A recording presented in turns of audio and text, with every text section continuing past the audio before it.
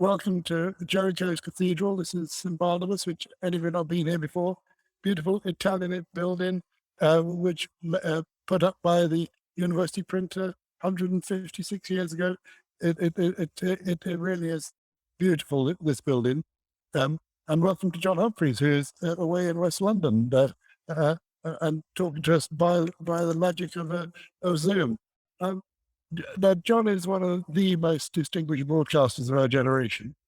You're now 78 or 79, John? Yeah, please. I dispute two things you've just said. One is the most distinct, and the other, or one of either, and the other is my age. Apart from that, we're doing well so far. 50 years in the BBC. What years as a journalist? Yeah. Yeah, left a couple of years ago. John, okay. The first question we've agreed. Is it true that Tony Blair, that's Alistair Campbell, refused to be interviewed by you when he was PM because you upset him so much? And was he justified? Well, was he justified? But it is true that there came a point when he said he would no longer, or it was made clear to me that I would no longer be doing any interviews with the Prime Minister. We got on terribly well when he was in opposition, terribly well indeed. We became not close friends, but, we got on well. And then when he became Prime Minister, that was absolutely fine as well. Until the day came when I did what turned out to be a rather important interview, because you'll remember that, and many in your audience, our audience will remember that when Blair was running in that particular campaign, election campaign, he promised that his party when in government, would be whiter than white, purer than pure, because we'd had all the sleaze of the John Major years and all that. And Blair said, I'm not going to be like that. And within, I think, about 6 months, the sleaze was oozing out of the Downing Street floorboards. One thing after the other, things like Bernie Ecclestone. Do you remember there's the boss in Formula One, gave £1 million to the Labour Party. We talk about sleaze today with Boris Johnson. It is not a new thing. And he gave £1 million to the Labour Party, and miraculously, the government changed the policy on advertising for Formula One cars, which benefited Bernie Ecclestone. Anyway, things like that. He got to a really serious stage, and his future after probably 6 to 7 months, his future as Prime Minister was in jeopardy. I mean, it was really, really bad, and he wasn't doing any interview and all the rest of it. Anyway, I don't need to move with him. He did the only interview that he did during that time was with me on the record. But then later, I did, and I thought it was a fairly revealing interview for all sorts of reasons. But later, when we got to the next election, I did another big interview with him. This was a few days before the election. I went to his place, his constituency, in his home there. And he and I and Alistair Campbell were sitting around the table. And I thought I would start the interview because it's so difficult when you're starting an interview of that sort before an election with the Prime Minister. You have a choice of whether to talk about what they're going to do in the future if they become re-elected, or what they have done in the past. I decided that I would revisit his, how can I put it, sleazy affairs during the early part of the premiership. And so my first question to him was, the Prime Minister, when you were running for Prime Minister, you said you were going to be purer than pure, whiter than white. Have you been? And there was one of those normally, as you know, John, when one's doing radio, you do not like periods of silence. But in this case, there was a very long period of silence, which I was rather grateful for in a sense, because I thought that made the point had gone home. And then he did what, of course, he is so famous for doing. And he did the sort of shoulder shrugging. Oh, John, I don't think that's what people really want to be talking about. How can we talk about that? And I let him burble off a little bit. And I said, well, actually, you know what? I think that is what people want to talk about. And so for the next, I don't know how long it was, probably 7, 8, 9 minutes, we had this to and fro. And he would not address the question of sleaze at all. So I thought, right, if you're going to talk about, I'm not going to talk about anything else. And that was how the interview went. And it was on one level, a disastrous interview because I wanted to talk about sleaze, he didn't. On the other, you could argue that people at home learned quite a lot because he was ducking the question. Anyway, at the end of it, now you're in a church, and I don't know whether I'm allowed to use You can use whatever language you like to. well, it's not a desperately rude, but nonetheless, at the end of the interview, Alistair Campbell, he was there, he was my producer. He was sitting at the table, and he pulled the headphones off his head. He slammed them down onto the table, and he uttered just one word: "Wanker." And, and, and you know, for a moment, I thought, or at least my producer suggested to me, that he wasn't quite sure to whom he was referring. Was it to me or was it to... Anyway, whatever. That was the end of my interviews with the Prime Minister for a very, very, very long time.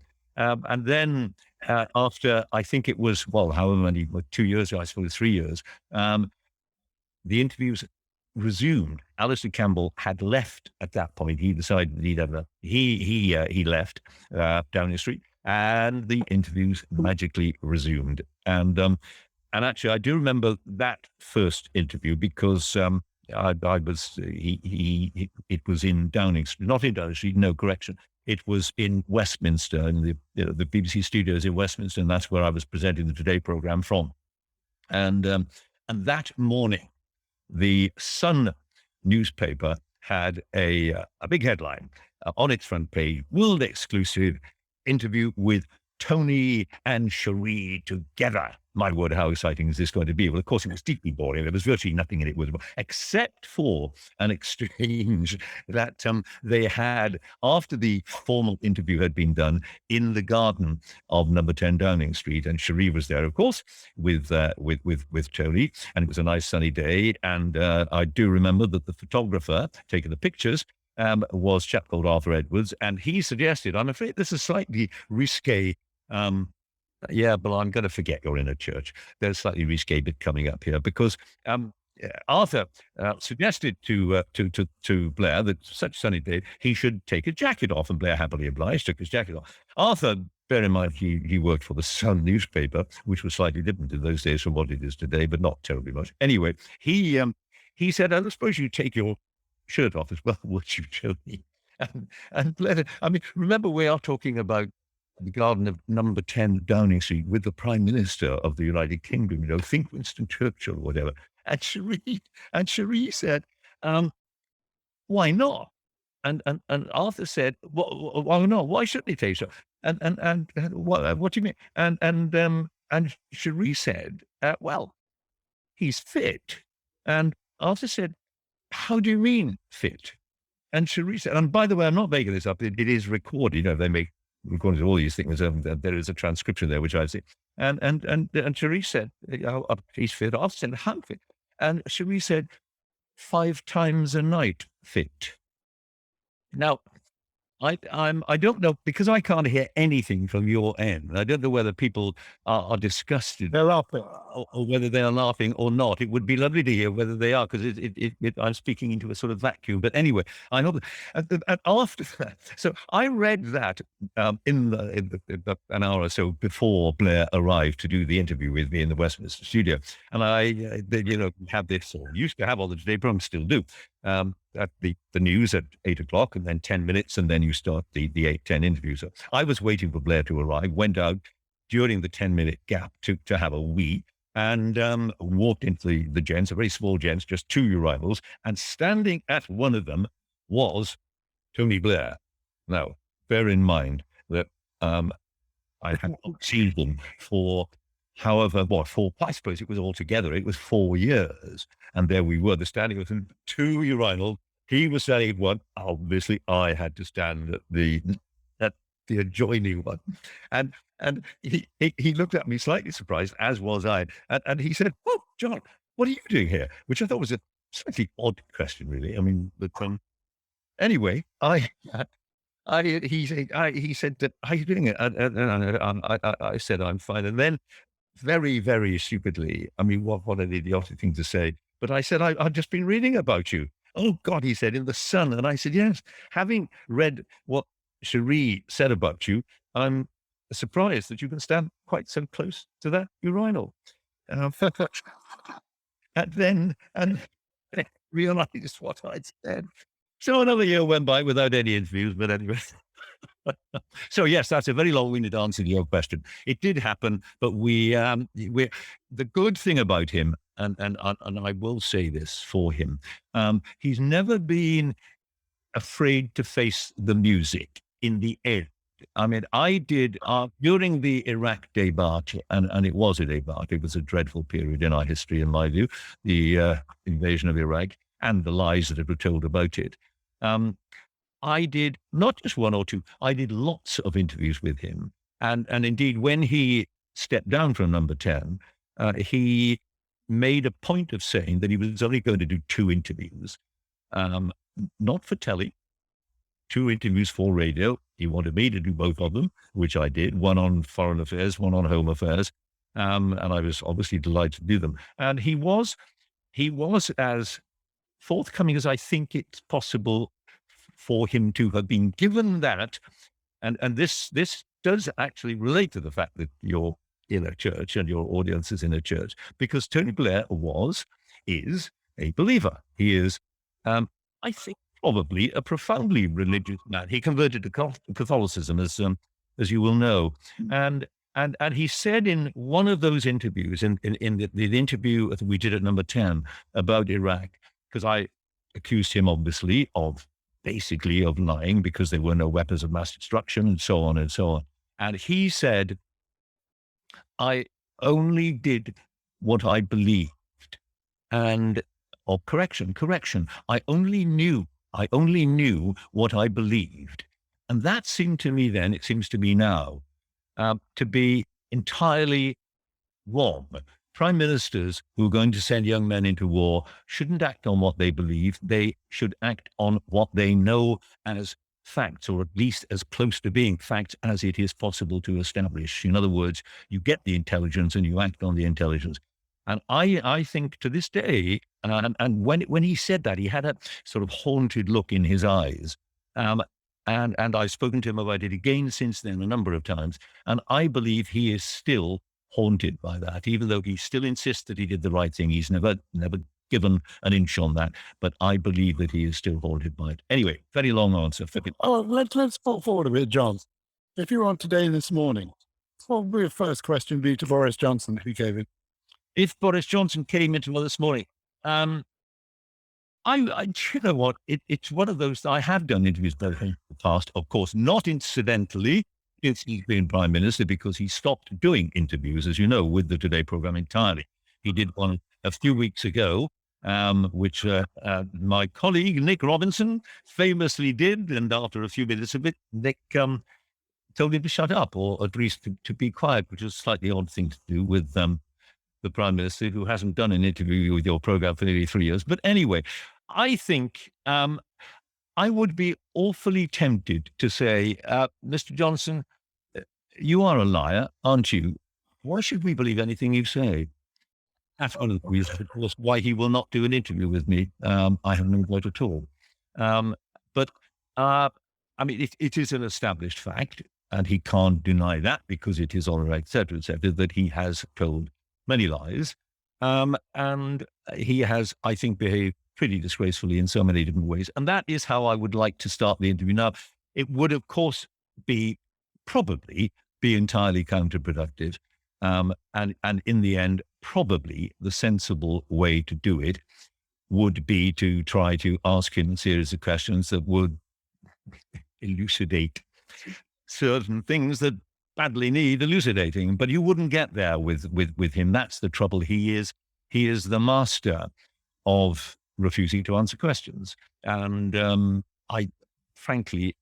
not absolutely sure that there's a lot of point in interviewing him. I mean, one should never say that. And of course, if I was still in that business, I would desperately want to do an interview with him. That goes without saying. But you do wonder the skill, in some ways, with which he manages to duck embarrassing questions. You know, he is good at it. And I keep expecting the audience or the public to sort of turn on him and say, yeah, you know, we've got your record to look at, old boy. and we don't believe you. But he seems able to charm people, and there you go. Nadine Dorris said that Nick Robertson cost the BBC thousands of pounds through that interview. Is that to review your share? I haven't heard it, to be perfectly honest. I'd have thought it was highly unlikely. I don't know how it would have cost them any money. On the license fees. Oh, I see what you mean. So we will be punished by. No, I think that's highly unlikely. But what do I know? I'm not there. I mean, the fact is, Boris Johnson doesn't like the BBC. And he went, as I mentioned earlier, he went for a very, very long time without doing a single interview with the Today programme. And so we had few friends, or I still say we, even though it's a couple of years since I've worked for them, but they had few enough friends in Number 10. I doubt that when it comes down to it, something like that will be, well, look, it would be silly beyond belief if that were to influence the level of the license fee. I don't believe they'd do that. I hope not. What's the most furious reaction you've had from anybody to any interview? The most furious? Apart from the W word. Apart from the W word. Oh, well, Norman Tebbit, whom some people may well remember, told me that he was going to sue me. That was quite scary, particularly given that I hadn't actually asked the first question yet. It was just on the basis of my introduction to him. And he got very angry with me. But I've had a few. I've had one or two people walk out on me, not on the Today programme, but in other interviews I've done. Mostly, of course, they don't get very angry. They just, I tell you, the scariest answer, in a sense, can I turn it around a little bit? Yes, go. And the scary, because it came from the person who I was most scared of and remain to this day scared of, although she has died quite a long time since, and you can guess who I'm talking about, Margaret Thatcher. And my first proper political interview when I joined the Today programme 35 years ago, 35 years ago, my word. And it was with her. It was the election of 1987. And I couldn't think what on earth to ask her that hadn't already been asked. It was the last interview before people went to vote. And so I thought I must find something original to ask her that will unsettle her. And I was scared. I was the new boy on the Today programme, so I was thoroughly intimidated. She was a very fearsome, very clever lady indeed. And I came up with what I thought was a brilliant idea, because she had often proclaimed her faith, her Christian faith. And I thought if I were to ask her a question about that, it would, as the very first question, it would unsettle her somewhat. And that would give me a sort of advantage which I could exploit and so on. So I came up with the idea of asking her about her Christianity. And I thought if I said to her, what is the essence of Christianity, she would have to answer something like love or charity, or, the kind of thing that normal people would say in answer to that question. Then I would be able to say, you talk about love, you talk about charity, look at the mess you made of the economy, children go to school without any shoes on their feet, and so on and so on. I'd be able to have a real go at her. And she would resign on the spot, and I'd become the victim, the hero of a grateful nation. Of course, it didn't happen like that at all.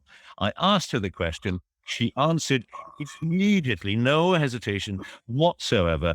She answered one word. This is the worst thing you can do to an interviewer, I tell you, particularly if it's a youngster like me and I'm doing the interview with the Prime Minister. One word: choice. And I thought, oh my God, what do I do now? I managed to carry on, but goodness knows how. It was a very clever answer. And many people in your church, certainly if they're Christians, would know exactly what she meant by that. And I suppose she was right. I mean, we have a choice between doing good and doing bad. But oh boy, I remember still to this day with a degree of pain. I mean, the Paxman Humphrys solar plexus is to get the first question in right to the solar plexus and let the interview style. No, I don't think it is. It's what when John Burke was the Director General of the BBC, he made a speech in which he criticised exactly he was the boss, the big boss. So it's exactly what you have just said. That practice, he called it the rabbit punch right at the start of the interview. And I've never really believed that it's sometimes it pays off.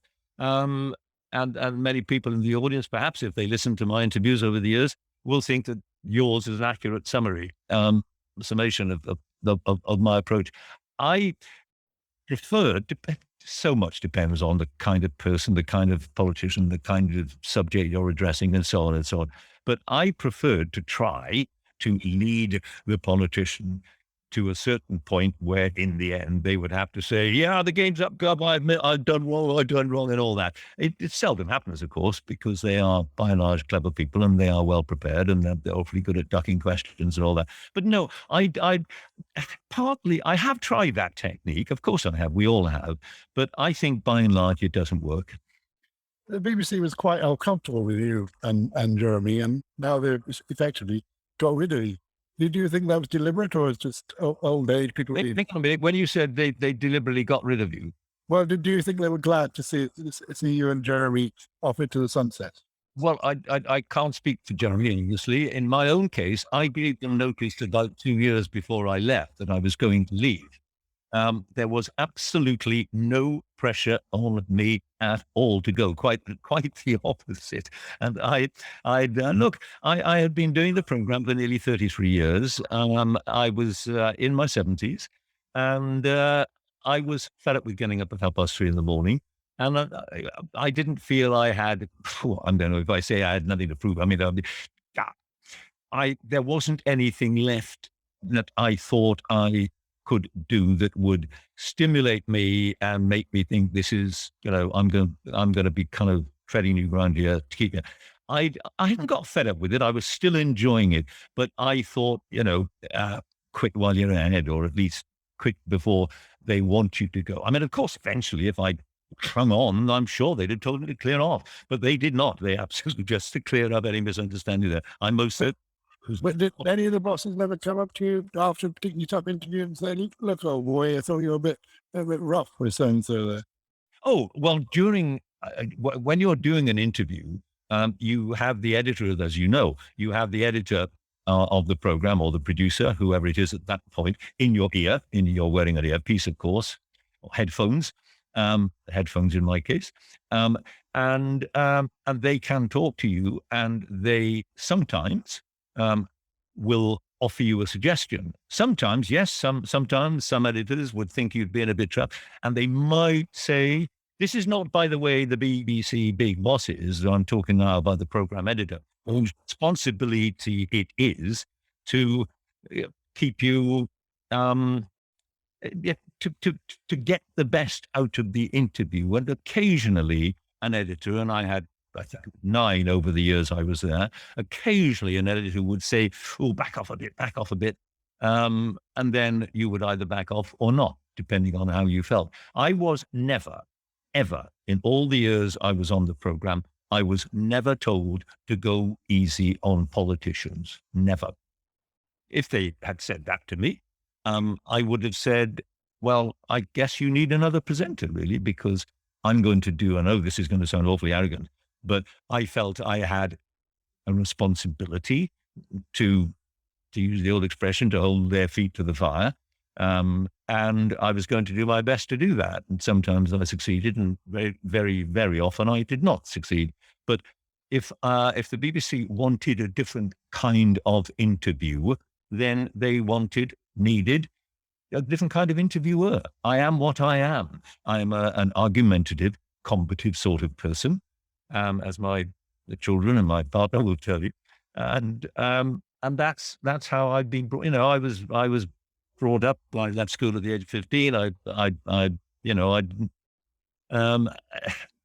had a father who was about as opposed to all forms of authority as he could have been. I saw some truly awful things as a reporter. Talking.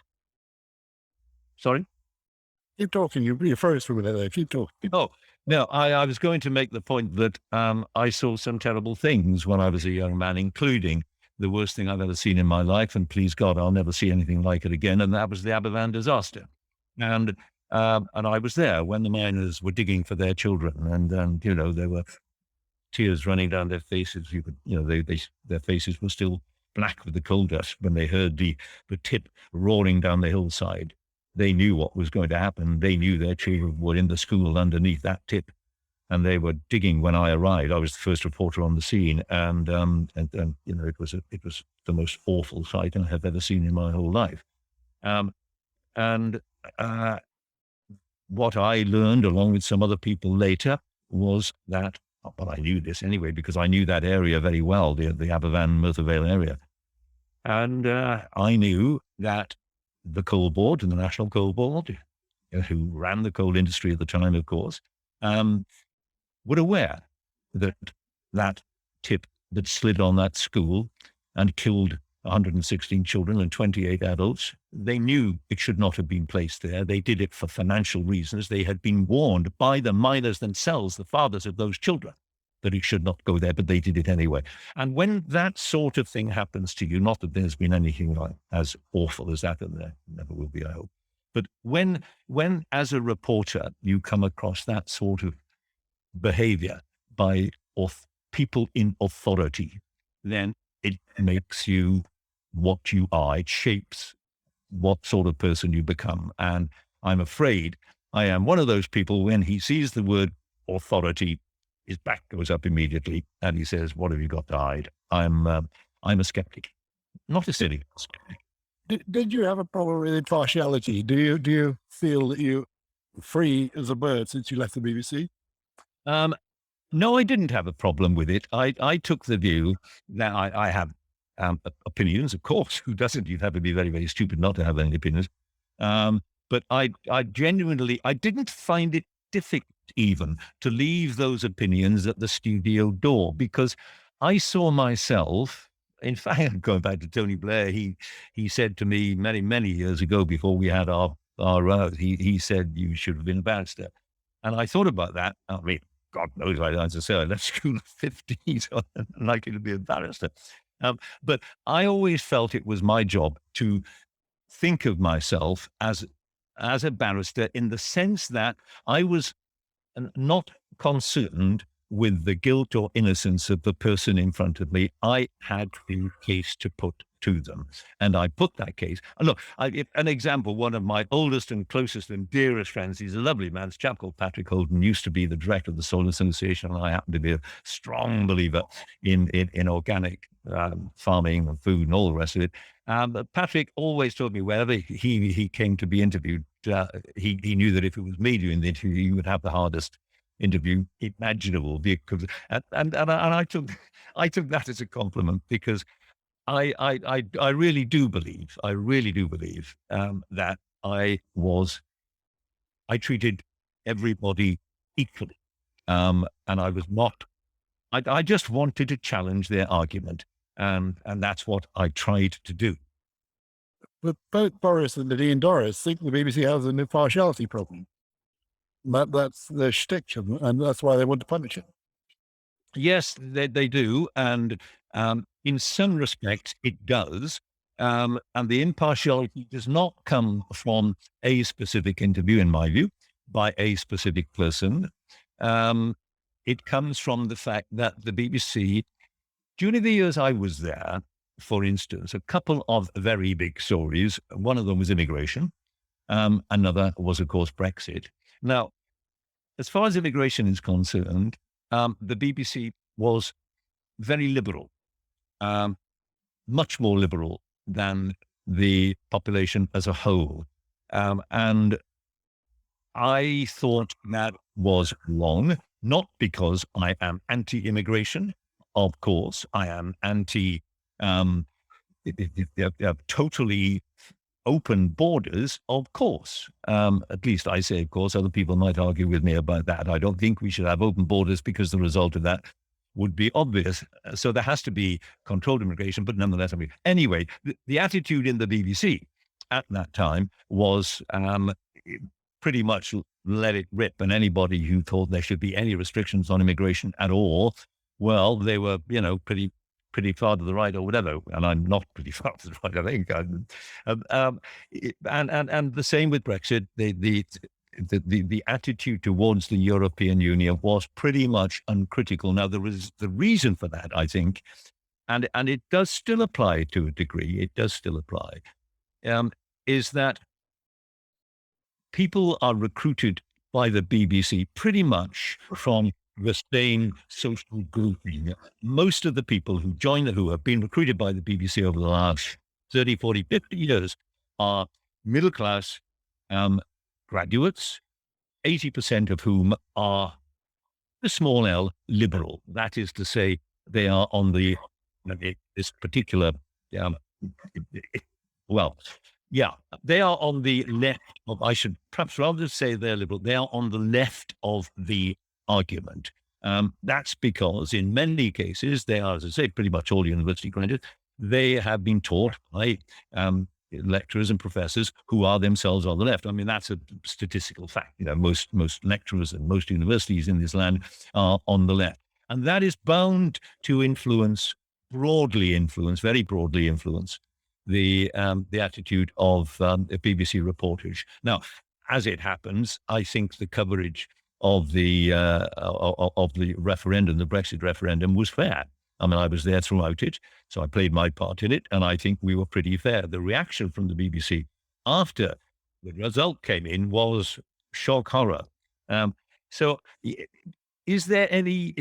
Look, impartiality is massively difficult to enforce. I'm not sure the BBC has yet got to the point where it can confidently say we are in every respect impartial. I think, for instance, they are much more, and I hate the word, but everybody now knows what it means, so I shall use it anyway, the woke. They are much more woke than your typical man and woman in the street. Indeed, I suppose I wouldn't be allowed to say man and woman in the street any longer, would I? Because you have to accept that there will be people who describe themselves as neither man nor woman, and so on and so on and so on.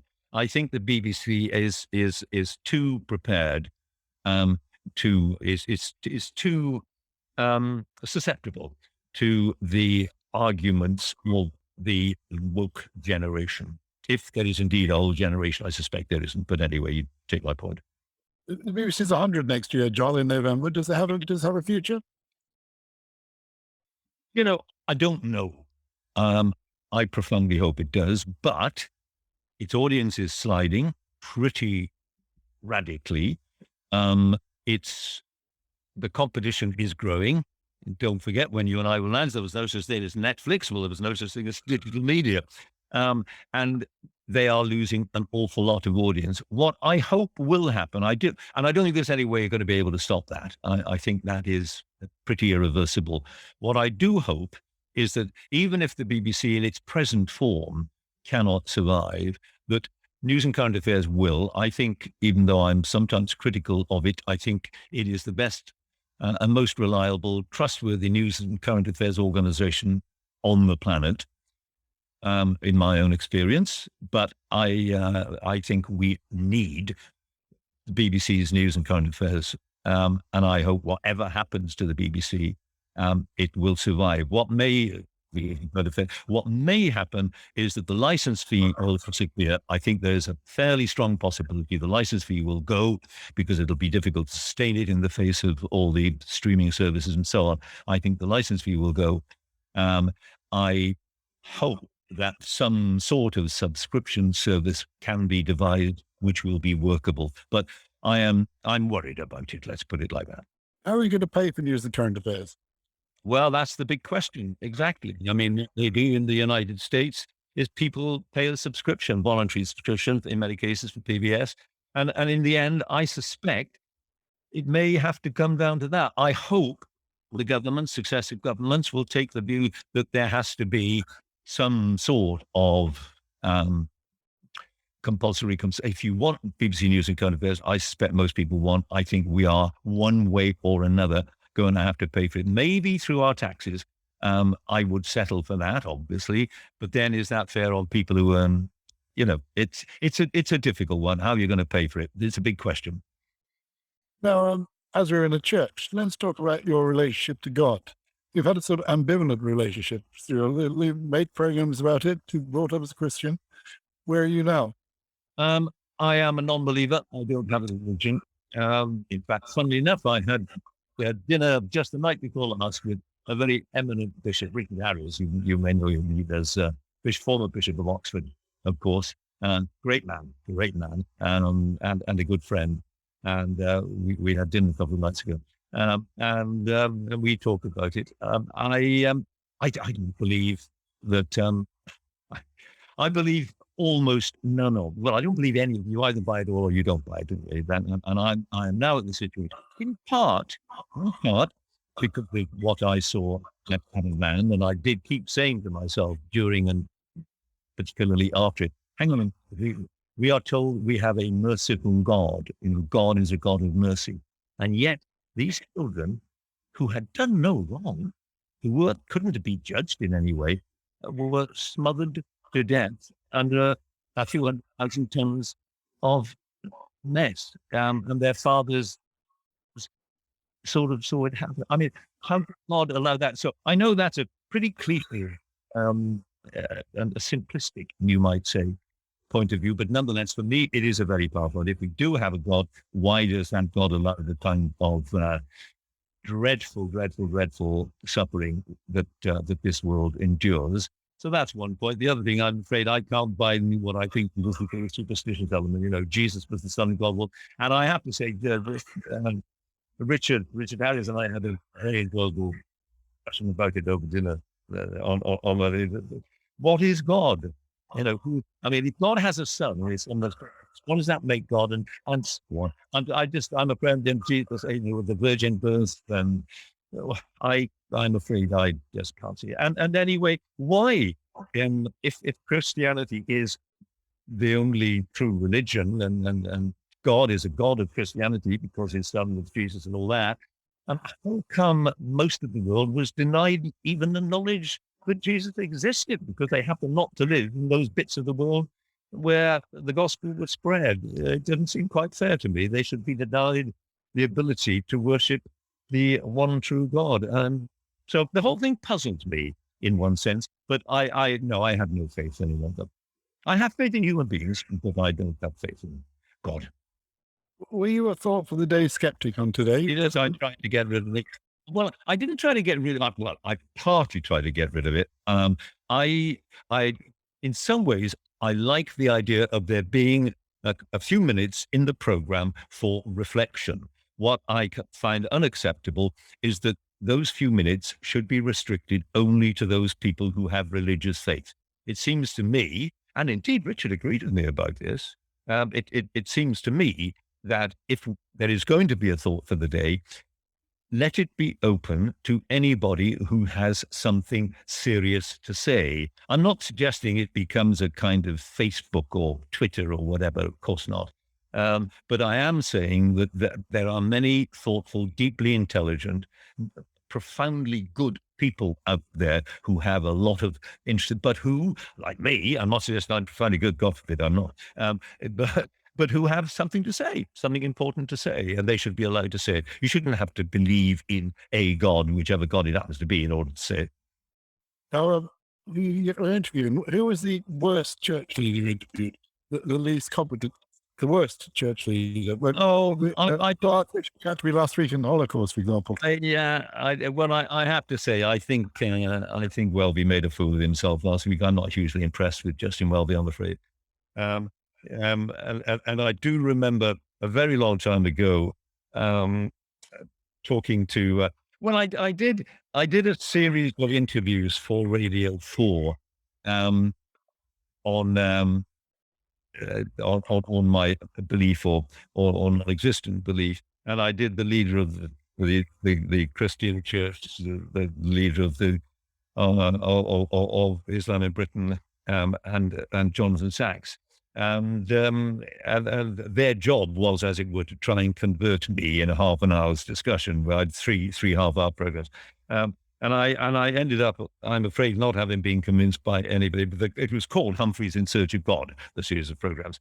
The most impressive of them, and this is the easy part, really. The most impressive was was Jonathan, the Jonathan Sachs, by a mile. I remember before he agreed to do the interview, he said to me, what do you want to get out of this interview? And I said, well, your job is simple, really, Jonathan. You just persuade me to become a Jew.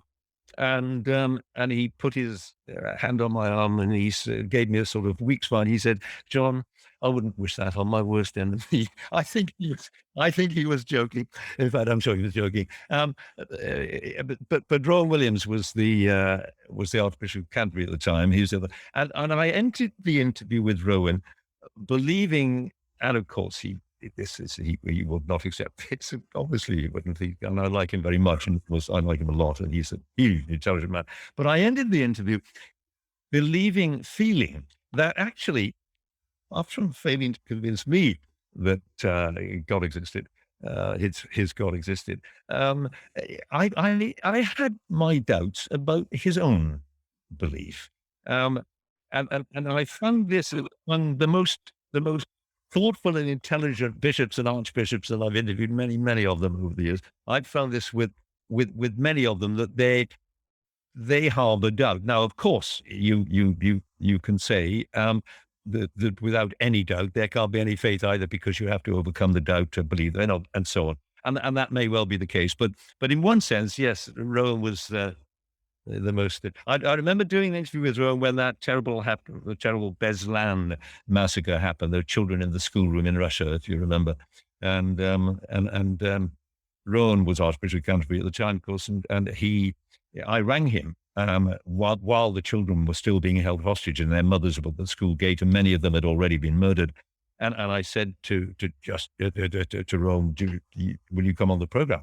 And I expected him to say, of course. But he agreed, much to my surprise. He's a good man, in that sense, brave man. And I addressed, obviously, the subject of God. And I said, where was God? Where is God, rather, in Beslan?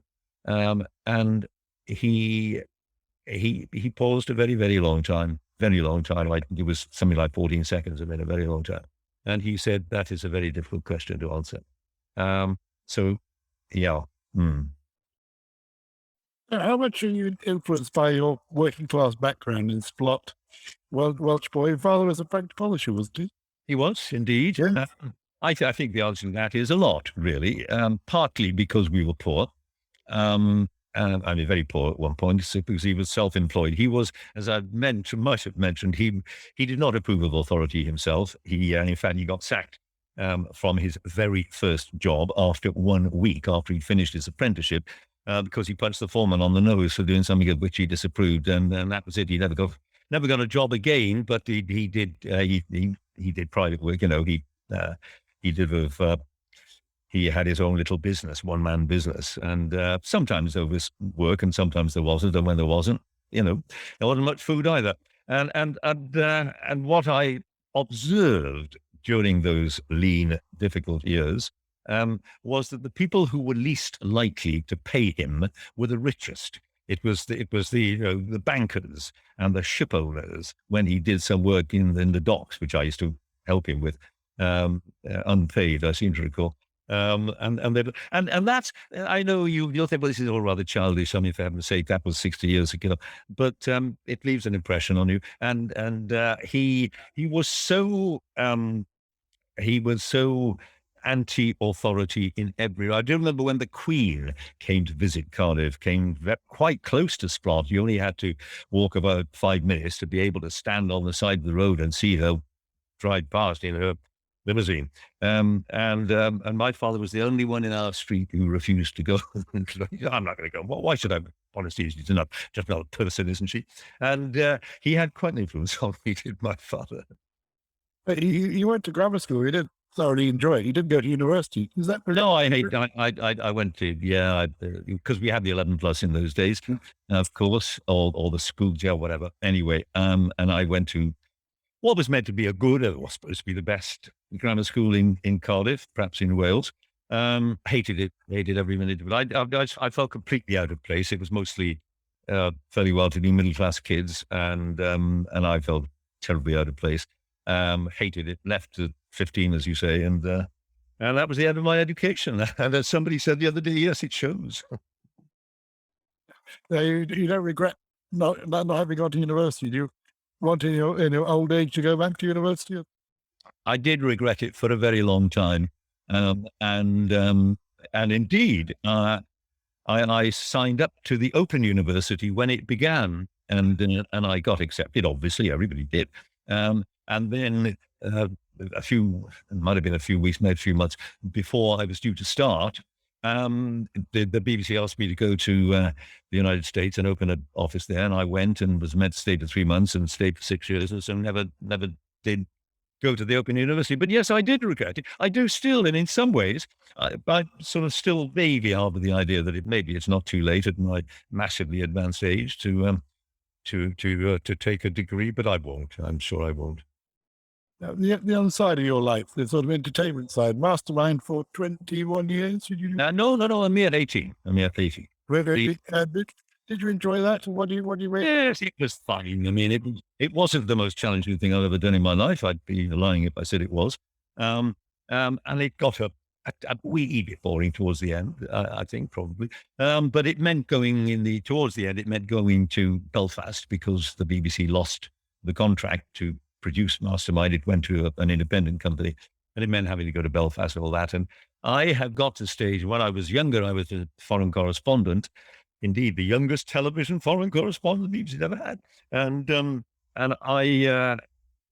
I'd spent my entire life traveling. I was away from home for literally months at a time, 4 months on one occasion. And it sort of completely put me off traveling. Well, I don't want to do that sort of thing any longer. So I think you would the social earlier. I'm not into that sort of stuff any longer. How many shows do you record in a day?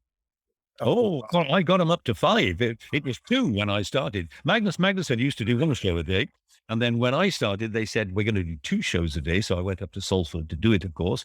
But that meant trips up to Salford. And I thought, well, I've had enough of this. So after about 2, I think 2 years, after the second year, I said, look, I wanted to do more in a day. They said, well, all right, very reluctantly, we'll do 3. And then a year later, that had gone fine. I said, what about 4? They said, we can't do 4. But they agreed and we did 4. And then, not to their surprise, I think, I said, look, let's make it 5. And they said, oh, God, all right. So we did. We did 5 a day, and it worked. And it saved the BBC a fortune. I think on the first run, when we were doing 5 a day, it saved £150,000 in studio costs. So, yeah, 5 a day. And how many does 5 do in a day? Any idea? No idea. I haven't spoken to him. How do you think he's doing, by the way? I'm not ashamed to say, I know this is terrible. I haven't seen it at all. I don't watch television. This is a great. I have never been much of a television. I tell a lie. I did get hooked on The West Wing at the start of the lockdown, and somebody said you've really got to watch them, and I did, and I watched it. I watched every episode, 161 episodes, I think. But I know I don't watch television. I can't really see the point of television if you've got radio. And you mentioned Classic FM earlier. I mean, there is so much good radio out there, not just Radio 4. And by the way, I wish Radio 4 would stop putting tinkly music behind serious programs. God, I wish they'd stop doing that. It's so irritating. But no, I don't know. Television isn't really my medium, I'm afraid. After all these years. I don't know. I was a television newsreader for 6 years. I know. We've got an audience of about 40 here. Anybody would like to ask a question, I'll repeat it for you because we don't have technology to see them. Put your hand up. A question for. Yeah, yes. What's your opinion of political journalism today?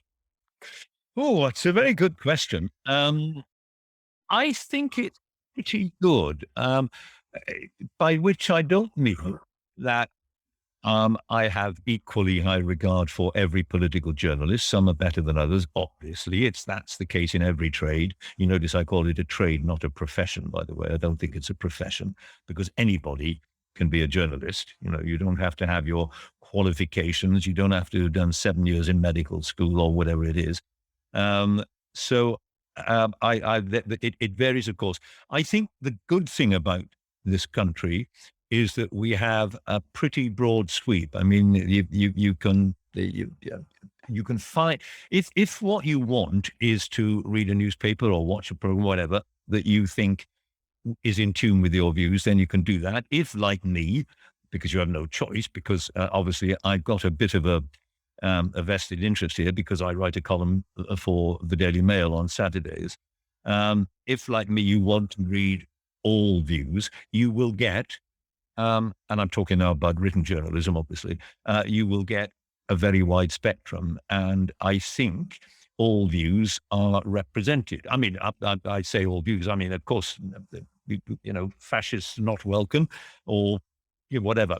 But you know what I mean. And as for radio and television, I think it is pretty good. I mean, there is, for my taste, maybe it becomes a wee bit too personal at times, but so what? I mean, politics is personal as well as being professional, as it were, if you take my point. And I think, broadly speaking, it's of a pretty high standard. In fact, no, I'd go further. I think it's a very high standard. I've lived in countries around the world, and it's the best political journalism, I think. And of course, we've also now got social media, which I do not subscribe to. I don't have I don't have a Twitter account, don't have any of these accounts at all with social media. I don't watch it, I don't read it, I don't listen to it. And therefore, I don't suppose I'm entitled to a view, but what I do know about it makes me slightly uneasy. There is too much name calling. But we are a democratic nation, and if we can't stand that, well, so be it. I think probably the world was a better place before we had social media in many, many respects, mostly because of the effect it has on children. That's the thing that really worries me. Stuff like pornography freely available and so on. That really worries me. But as far as political journalism is concerned, I'm pretty happy with it. Yeah.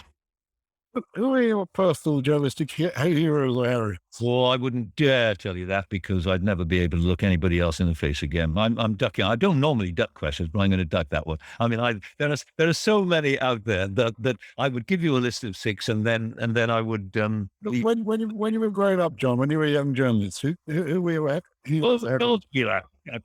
Charles Wheeler. There's some of your audience may remember. He was I wanted to be Charles Wheeler when I was a little boy because I've always wanted to be a journalist, a reporter.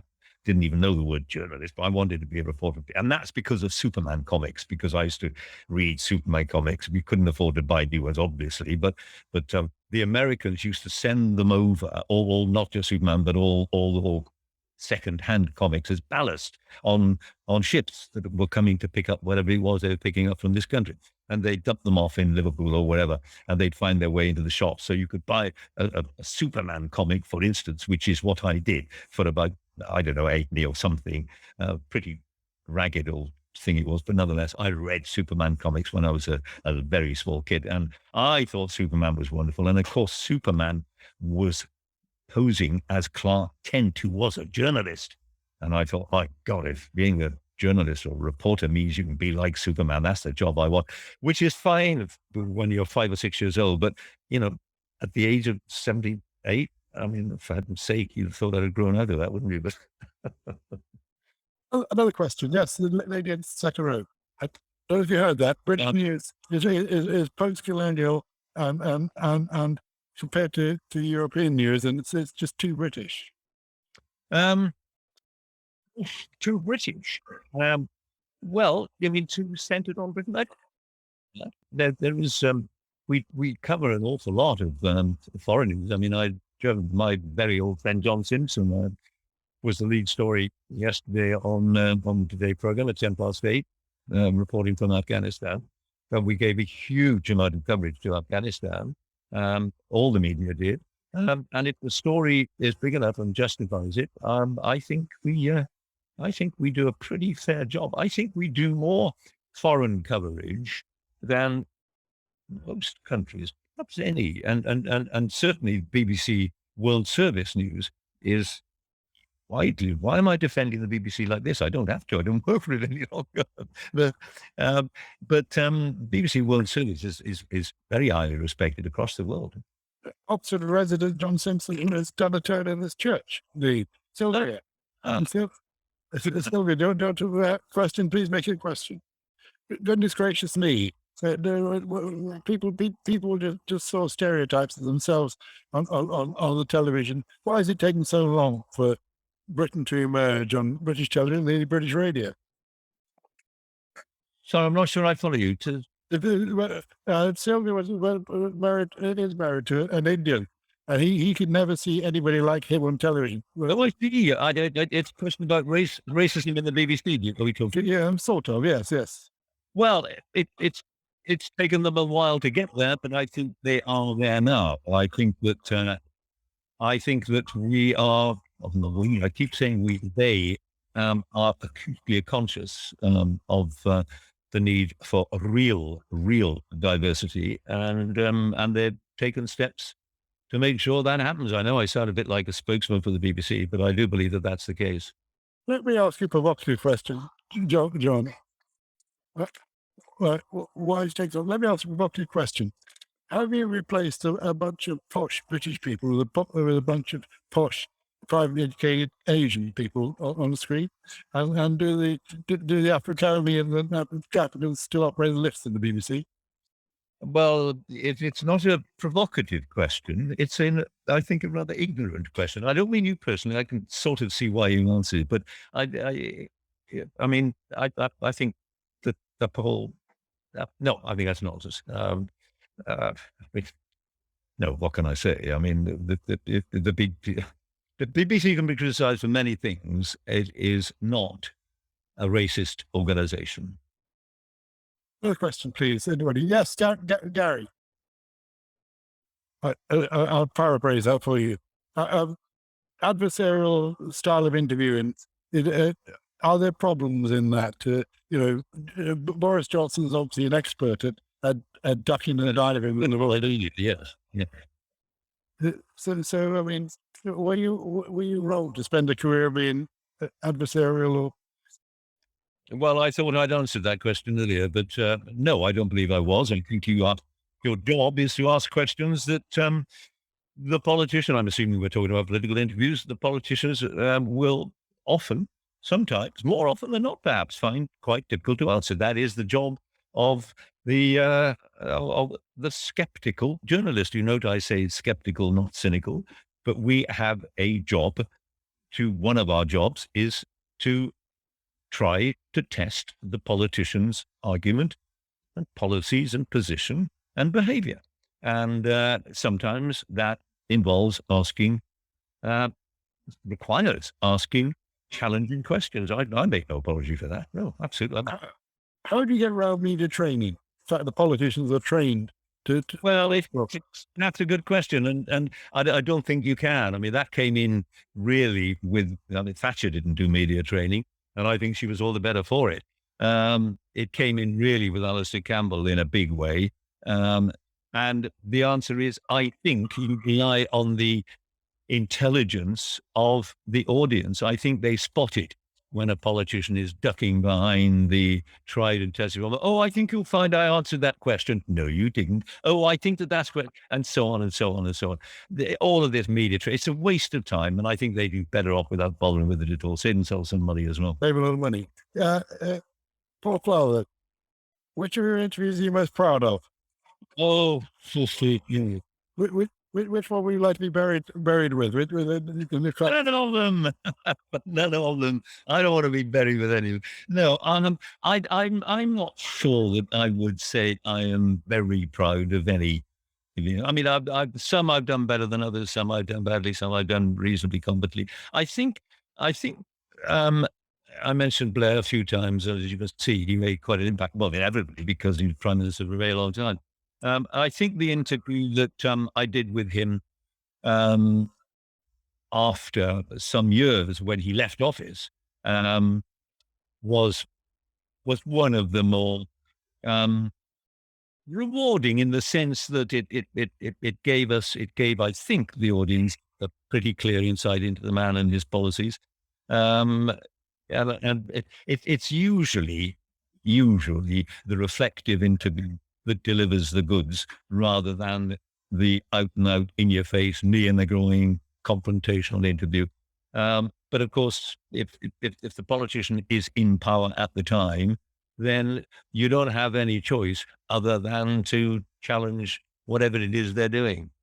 And the converse, which you're ashamed of, or afraid to. Oh God, the list is endless. I wouldn't even know where to begin. There are so many. I don't believe I ever did an interview at the end of which I didn't walk out of the studio saying to myself, "Why the hell didn't you do this?" Or blah, blah, blah,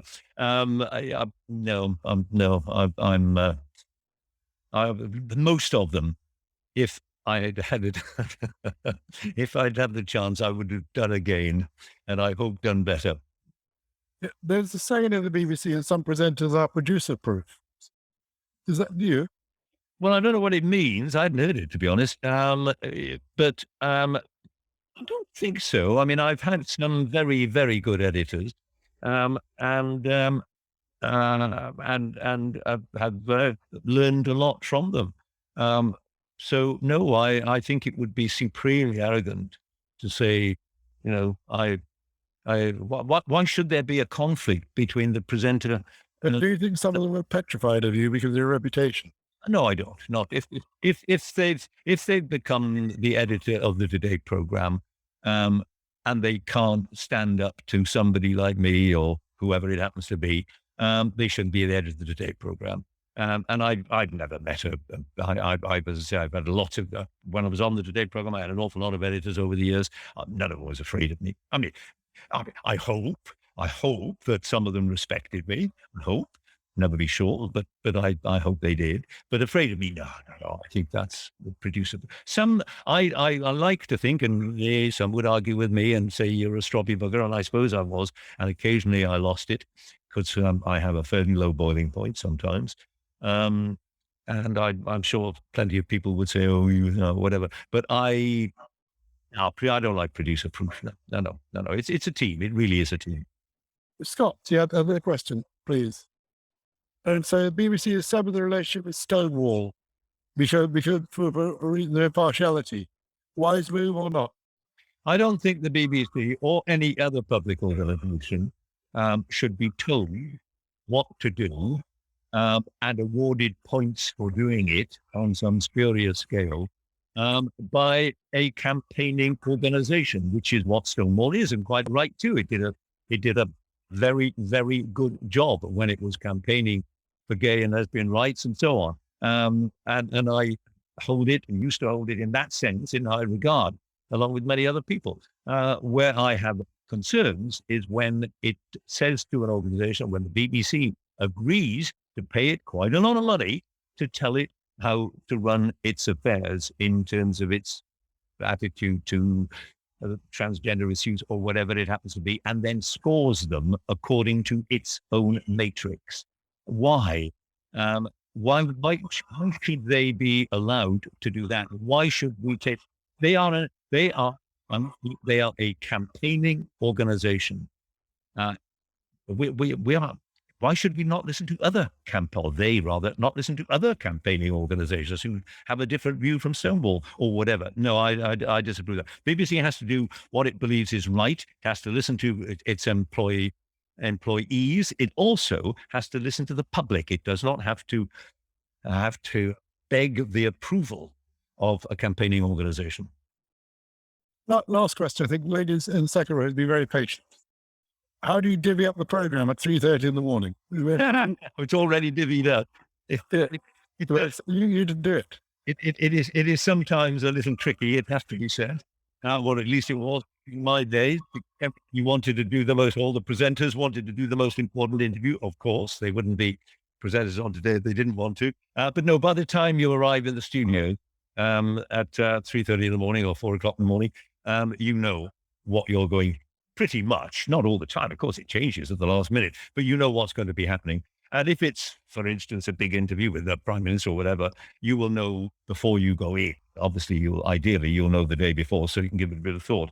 But no, there's there is the editor divvies up. The editor decides who is going to do what, and the editor's word is final. What? They want to hear about your charity, John. Oh, well, I'm delighted to hear that. It's a charity that I set up a long time ago. It's called Kitchen Table Charities Trust, and it's called that because it is an all-voluntary organization. It exists to give grants, relatively small grants, 10, 15,000 pounds perhaps, to very small charities or organizations or projects in mostly sub-Saharan Africa, to people who are dirt poor, mostly to educate children who cannot read or write, who don't have a father, whose mothers are in literally desperate state, desperate. And we exist to try and help those kids, give them education. We have done quite a lot of that. We've educated hundreds of thousands, well, many, many tens of thousands of kids over the years. And we have no paid staff at all. So what money people give us goes entirely to that effort. We have no paid staff, as I say. And I call it Kitchen Table Charity Trust because my fellow trustees sit around the kitchen table in the room where I'm standing now. And once a year we have our meeting, and that is it. We do not have any offices. We don't have any expenses, part obviously from the bank charges, the usual sort of auditing charges and all that. We have no expenses. So all the money goes to help dirt poor kids, and basically to give them a bit of hope. Help them to get to, we might build a school, we might finance teachers to teach them, or whatever it happens to be. Or we might build a clinic, or we might put in a decent water supply in dirt, but always people who are at the very, very bottom of the pile, who have absolutely no hope at all. And the idea is to try and give them a little bit of hope, and the money, I think, is well spent. We've given out about 4 million quid over the last few years, and we're struggling, but we're doing all right, I think. One very last question, John.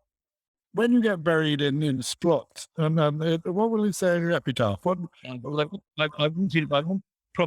be buried. I should be buried on a little bit of land I've got in West Wales in a cardboard coffin without a funeral. What would it say on the epitaph? Yes, what would it say on my little coffin? Well, I don't think I've ever been asked that. Oh, I tell you what, how about like Edith and Finch? I hope it would say that, because I won't be writing it, of course. Somebody else will be writing it, but I thought they will write because he did his best. I've never thought of that before. There we go. Well, he did his best. Well, you've done that for the last hour and 10 minutes. Will you put your hands together for John? Thank you very much. You